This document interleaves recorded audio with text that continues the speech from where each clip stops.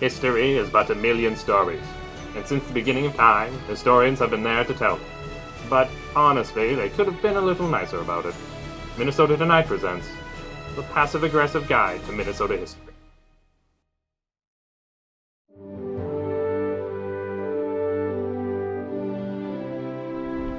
Well, hi there. I'm Dottie Gunderson from the Minnesota Nice Historical Society, and I'm here to tell you about the 1984 presidential election, and some would say Minnesota's most handsome candidate, Walter Frederick Mondale. Walter Mondale grew up in Ceylon, which is just inside the border, thank the Lord. Raised by a mother who was a music teacher and a father who was a Methodist minister, which I think is just lovely, don't you?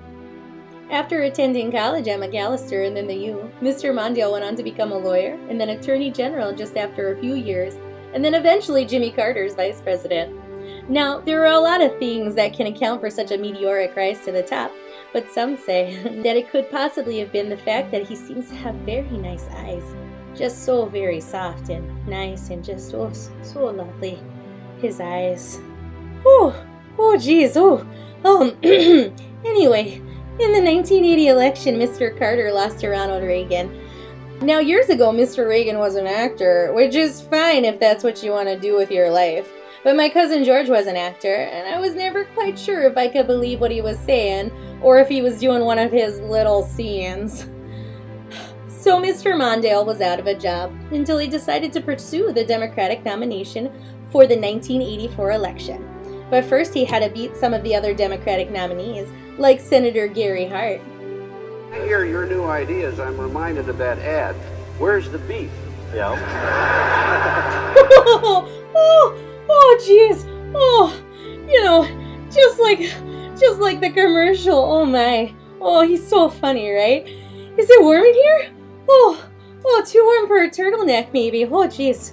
Anyway, Mr. Mondale defeated Gary Hart by basically repeating "Where's the beef?" joke over and over again, which is the same way we convinced my sister-in-law Harriet to quit being a darn vegetarian. I tell ya, holidays are so much easier to plan for now.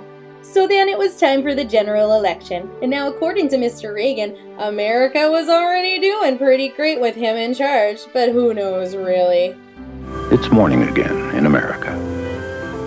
Today, more men and women will go to work than ever before in our country's history.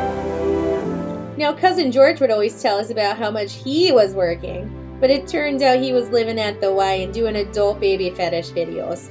So, take from that what you will.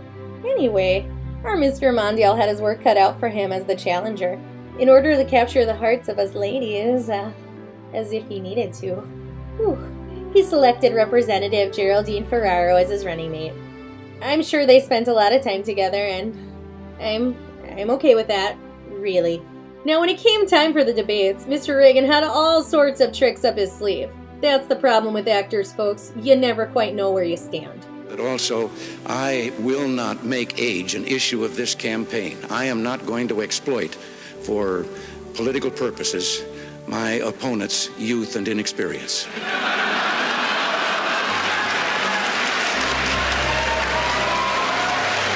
Now, what kind of fella would use a quippy joke like that, especially in a serious debate? Now, even though Mr. Mondale laughed, I can tell ya it hurt his feelings. I'm very sensitive to things like that. You can just see it in his eyes. Those dreamy bedroom blue eyes. Oh my. And so on election night, he won on a darn landslide, capturing the electoral votes in all but one state. This one. That's right. Us, right here in Minnesota. Proof positive that good sense still prevails here in the North. And we don't fall for that kind of bull hockey that only comes from a darn actor.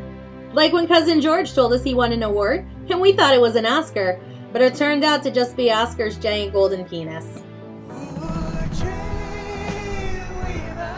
Mr. Mondale. Oh, jeez. Oh, Walter. This F. I know what that stands for. Where's the beef? Yeah. Stands for Frederick. But in my mind.